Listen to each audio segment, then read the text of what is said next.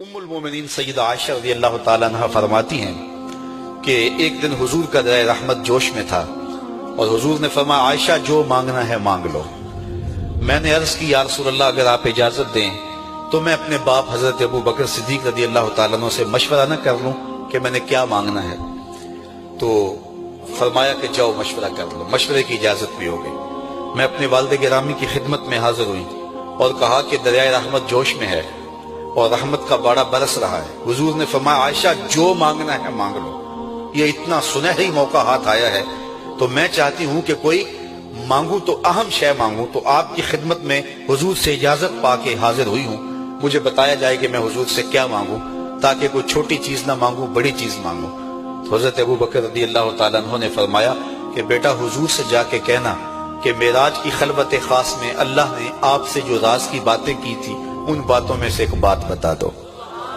مانگا بھی تو علم مانگا، اور عائشہ میرے سے وعدہ کرو جو حضور بتائیں مجھے بھی آ کے بتانا ہے۔ ام المومنین حاضر خدمت ہو گئیں۔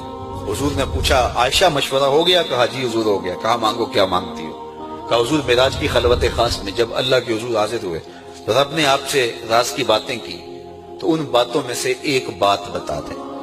حضور مسکرا پڑے، اس بات پہ مسکرائے ہوں گے میرے یار غار کا انتخاب کیسا ہے، یا اس بات پہ مسکرائے ہوں گے کہ راز کی بات بتا دوں تو راز راز نہ رہا، لیکن وعدہ کیا تھا۔ کہا عائشہ سنو، جب میں قرب خاص میں پہنچا تو میرے مالک نے مجھ سے راز کی جو باتیں کی ان میں سے ایک بات یہ تھی، محبوب تیری امت میں سے کوئی شخص کسی شخص کا ٹوٹا ہوا دل جوڑ دے تو میرے اوپر لازم ہے بغیر حساب کے جنت عطا کروں۔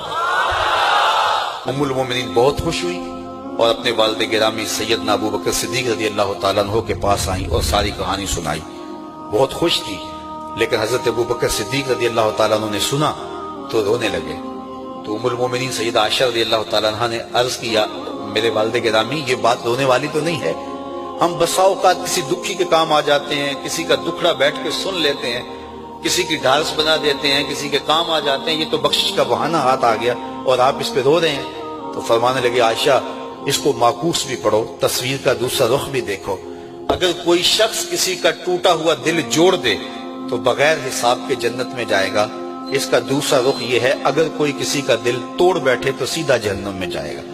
میں اس بات پہ رو رہا ہوں کہ ہم سے کسی کا دل نہ ٹوٹ گیا۔ حضور نے فرمایا اللہ اس شخص کے چہرے کو تر و تازہ رکھے جس نے میرے سے کوئی حدیث سنی، پھر جیسے سنی اس کو ویسے آگے پہنچا دیا۔